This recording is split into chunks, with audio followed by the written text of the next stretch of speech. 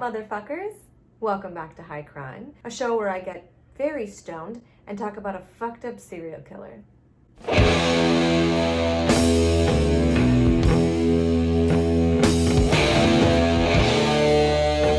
I'm feeling real cute today, you guys, so watch out. I know. I'm sorry. It's been a while. I've been busy. That sounded sinister. I'm just lazy. I'm really bad at doing these, and I'm very sorry. Okay, let's just get to it. Today, we are going to be taking some Hush gummies. I'm so excited. These are my absolute favorite. They're peach hybrid.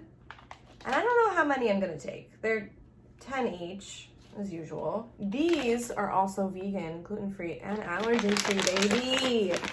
Come on. That's the most LA thing if you're like, are my drugs vegan? One. Tastes like a peach ring. And I'm gonna do a half. Because I don't know how I'm gonna react to these. I'm gonna be honest with you. I'm a little bit nervous. Okay. Okay, that's it. That's all I'm gonna do. I'm scared. Okay, freaks. See you in an hour.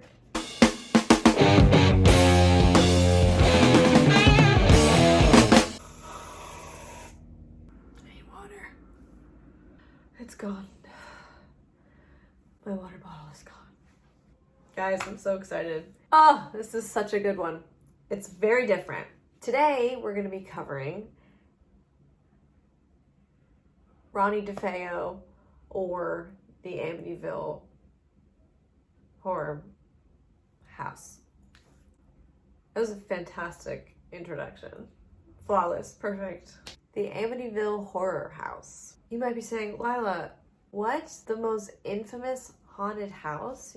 You're going to do an episode on that, but you don't believe in ghosts. Good point, devoted fan. At the core of this horror house story is a brutal murder. Okay, so Ronnie DeFeo, aka Butch, was the oldest of 5 kids. His mother was a former model, and his father, Big Ronnie, huge douche.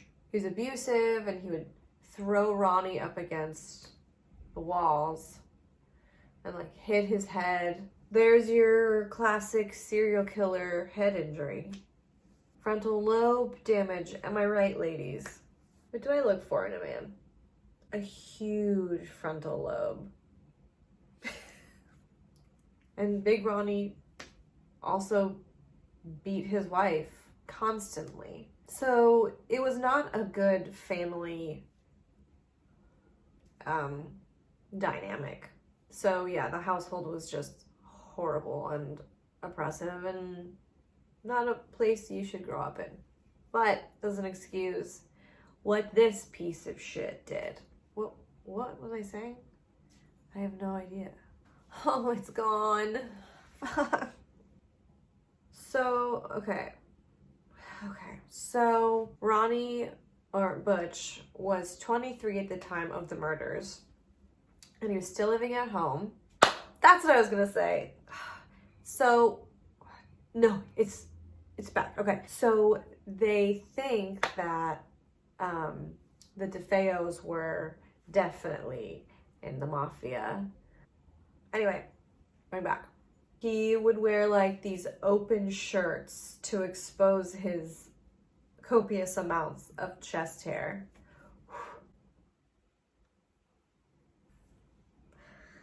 And he was a very heavy drug user. He did heroin, acid, and speed.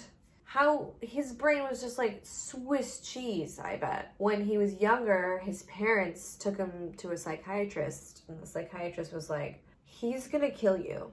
If you don't get him committed, he's gonna kill you. Okay. Wow, okay. Where did I go? Okay, so. My boobs are fantastic. Okay, so The morning of November 13th, 1974, Butch DeFeo took a .35 caliber rifle and murdered all of his family members while they were sleeping. He killed all 4 of his siblings. Right? 4? Yeah. John, who was 18, Allison, who was 13, Mark, who was 12, and John, who was 9. Whoa! I remembered all of that. Holy shit, I can do anything, bro. Okay, so a few details. He shot his parents twice, both of them, I believe, and his siblings only once. And all of the bodies were found face down on their beds. All of them. And they think or they know that Dawn or Allison and the mom were awake. Right? I fucking don't know. I did little to no research.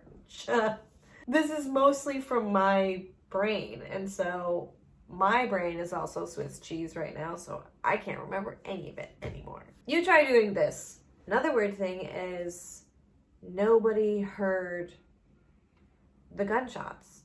And this is a really loud gun. Apparently it would have been heard like down the street. So they don't know why no one in the house woke up from the shootings, because there was no sign of any escape. They were all face down. So that suggests or points to that he could have had an accomplice, or like a few. Okay, so after murdering his family, Butch took a bath, got ready for work, went to work, and then I guess after work, he like went home and ran over to Henry's bar and was like, please somebody help. I think my whole family has been murdered or something. He also has like a very thick Long Island accent. And when the cops came, Butch was like, this is 100% the mafia for sure. And his story kept changing over and over. He claimed that a mafia member, right? A mobster? I don't know. What are they? Am I being insensitive right now? A mafia member, let's go with that, came over to the house that morning, held a gun to Ronnie's head and was like, murder your whole family. So he murdered them. That doesn't explain any of the other, like, details in there. Clearly, that's not it. Eventually, he admitted to murder after some cajoling. And at one point, he was like, once I started, I couldn't stop. Or something like that. Again, paraphrasing. Which is horrifying. I'm home alone tonight, and I'm scared. His defense argued that he was hearing voices that told him to murder his family. And like a demon handed him a gun. It was like, go. But the prosecution was like, nah. And they brought in a psychiatrist, and he was like, nah. He's not hearing voices. He does have antisocial personality disorder. Which basically means he's just a huge douchebag. Do I have antisocial personality disorder? I'm a huge douchebag. I hate socializing. Do not invite me to your party. This is what I do on a Friday night. So nobody bought his bullshit, and he was convicted of 6 counts of murder and was sentenced to 6 consecutive life sentences. So he never got out. And he actually recently just died in 2021. So 13 months after the murders, whoa, I just got real dizzy. Amazing. 13 months after the murders, the Lutzes move in to the house. By the way, this is in Long Island, in Amityville, obviously. And they say that activity started almost immediately. Okay, here's where I stand on this. This is all bullshit. It is all bullshit. Within the first hour, the family dog tried to hang itself.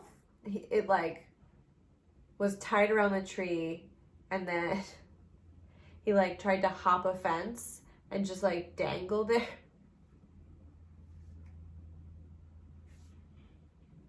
That's not funny. That's not funny. Absolutely not. So George Lutz started to act real weird. He got aggressive and angry. He was so cold all the time, and he would be obsessive about how cold he was. And so there was a fire always going in the living room, and he was constantly chopping wood. And his hygiene was really bad. So he must have been a peach to live with. And weird shit started happening, like the daughter, she saw a pig outside her window and she named it Joey. That's horrifying. And then there was a room that, like Dawn's room, you know, from the DeFeos, it was like swarming with flies. And the priest that came to like check out the house, when he was in a certain room, I think that room, he heard a voice telling him to get out 3 times. I don't believe in this stuff, but if I did, that would be horrifying. It would be, no, thank you, curtains for me on that. Like, don't want, no. And the Lutz children started to sleep on their stomachs, like all of the DeFeo members were found. Yeah. So okay, cool. So I don't know the exact number of days they were in the house before they left, but it was not a long time at all. Like either 37 or 73. Solid research. Again, this is all mostly from my brain. And then really just a lot of details in here. It blows up. And so everyone's like, okay, this is a crazy haunted house connected to this fucking murder. And so a bunch of psychics came in and they were like, yep, this is definitely haunted. But psychics also, I've probably lost a lot of fans. Maybe two of my 3.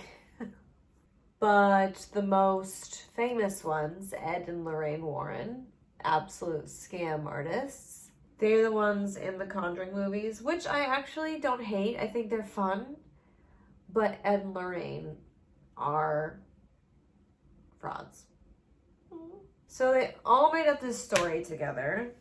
I don't really know why. I think it's because like the Lutzes were in a lot of debt and they like had to get out of the house, and just a lot of money problems, and they all knew about the murders before they moved in. So, and they also could have like found out details about the case by like looking it up, because it was a huge fucking case. So they could like, you know, holy shit, I'm hungry. I have to Postmates McDonald's. Like, I just don't have a choice, you know? So, okay, let's explain some things. The pig in the window, Joey, was actually the neighbor's cat. And I think they called him Piggy because he was just a big fat cat.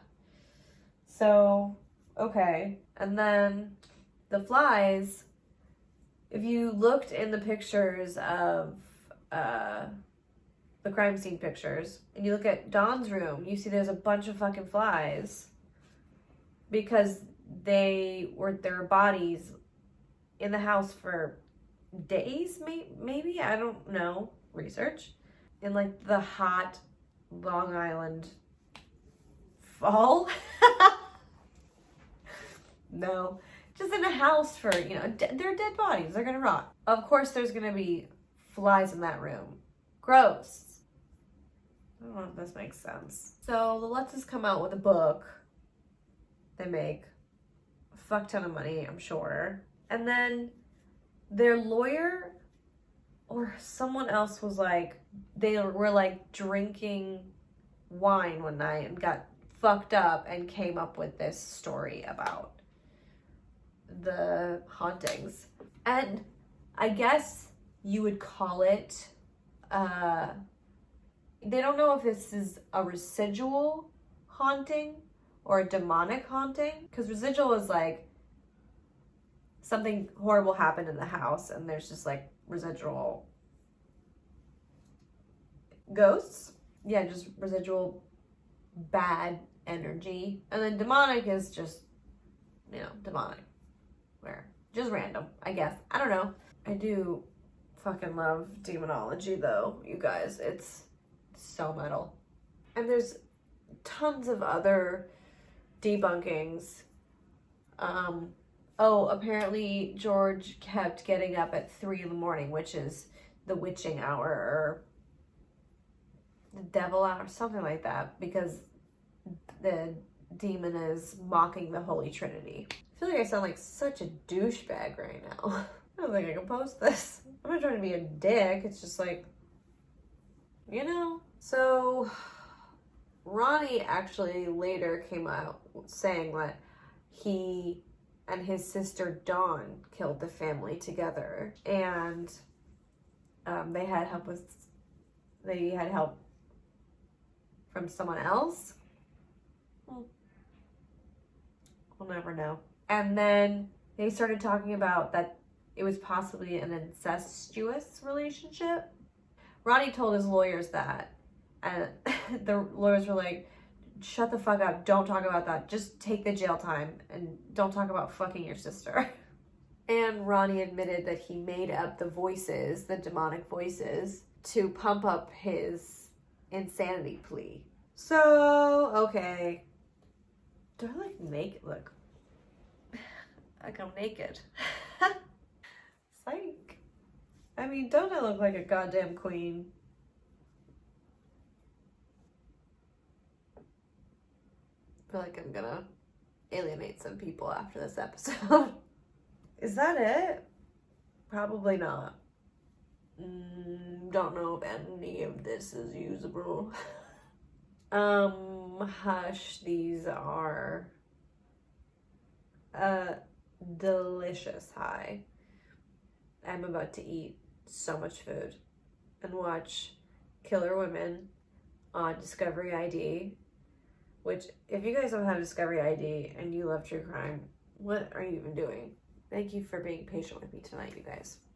It means a lot. Okay, please recommend some killers or something else spooky. I promise I will do my research next time.